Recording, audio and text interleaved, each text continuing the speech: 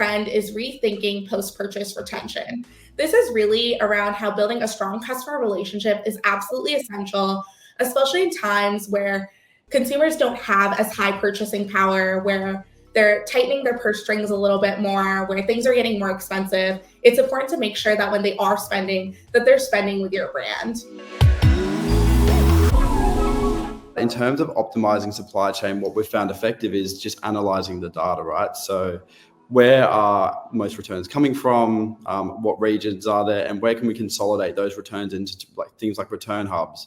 So over the last, I would say 12 months, we started using returns hubs throughout the US, throughout Europe and the UK, where they consolidate our returns for us, and then we can decide what happens with them from there. Are we sending them back to a 3PL that we might engage with in the US, as opposed to sending it all the way back to Australia, where it's going to cost us a huge amount of money? The benefit, I guess, with the return hubs as well is it keeps the cost to the customer down. We've seen that 55% of retailers find cross-border e-commerce challenging due to delays, compliance, supply chain and delivery costs, and tariffs, and that there's also been a 190% increase in cost of container freight rates in the last 4 months. But there's 60% faster growth rate for brands who offer premium international shipping experience than those that don't. So what I'm hearing here is there are a lot of costs associated, but there can also be a really big upside as well. A rise in return fraud is the last trend we're going to touch on today, and how to protect your margins.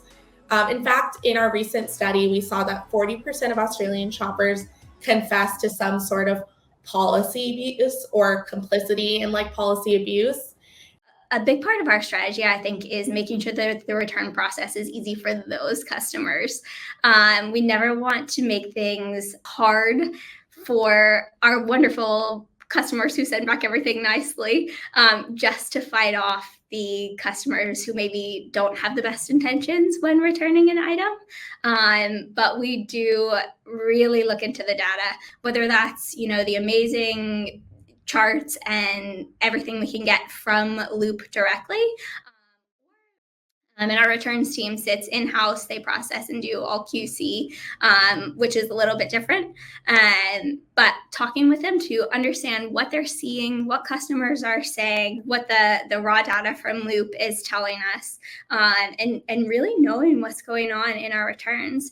I would say, we do see trends, and as we take on new systems like instant refunds, new things are always surprising us about what's going to happen.